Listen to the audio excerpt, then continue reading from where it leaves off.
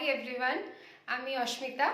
আমি West Bengal university of health সায়েন্সের final ইয়ারের একজন ইউজি স্টুডেন্ট। প্রথমেই বলি যে এখন যেটা ওয়েস্ট বেঙ্গলের মধ্যে খুব ট্রেন্ডিং একটা টপিক হেলথ কেয়ার রিলেটেড, সেটা হচ্ছে নিপা ভাইরাস।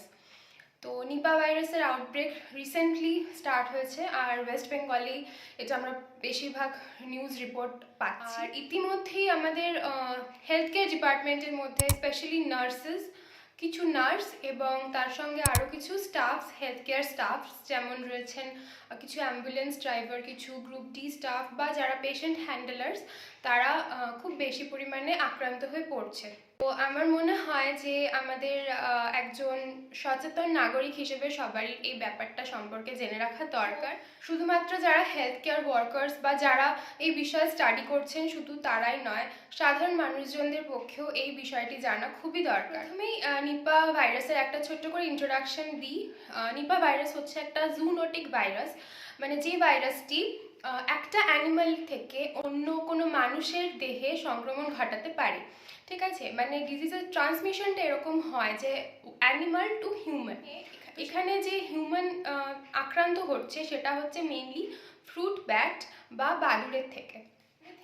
এখানে বাদুড় কাজ করছে একটা ন্যাচারাল রিজার্ভায়ার হিসেবে। এবার রিজার্ভায়ার কি?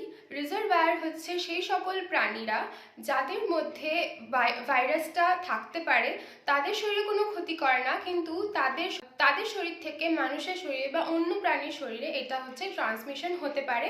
ফর এক্সাম্পল, বাদুড় থেকে মানুষের শরীরে সংক্রমণ হলো, তো মানুষের শরীরে সেই ব্যাকটেরিয়াটা প্রচুর পরিমাণে বৃদ্ধি পাবে এবং মানুষটি আক্রান্ত হয়ে পড়বে। ভাইরাসের এটা কিন্তু প্রথম কেস নয়। এর আগে 1998 এবং 1999 নাগাদ সিঙ্গাপুর, মালয়েশিয়াতে এই নিপা ভাইরাসের কেস আমরা আউটব্রেক আগেও দেখতে পেয়েছি। মেইন যেটা সিমটমস আমরা দেখতে পাই সেটা হচ্ছে ফ্লু লাইক সিমটমস আর রেসপিরেটরি ট্র্যাক ইনফেকশন, এগুলো আমরা কিন্তু দেখতে পাই। এছাড়া মেইন হচ্ছে যেটা অন্য কোনো ফ্লু লাইক ইনফেকশনস থেকে নিপা ভাইরাসকে আলাদা করে, সেটা হচ্ছে সিজার্স বা কনভালশন, যেটাকে আমরা বাংলায় বলি খিঁচুনি। যদি এরকম কোনো সিমটমস আসে তো আপনারা কন্ট্যাক্ট করতে পারেন হেলথ কেয়ার প্রোভাইডারদের সঙ্গে বা কোনো ডক্টরের সঙ্গে। এটা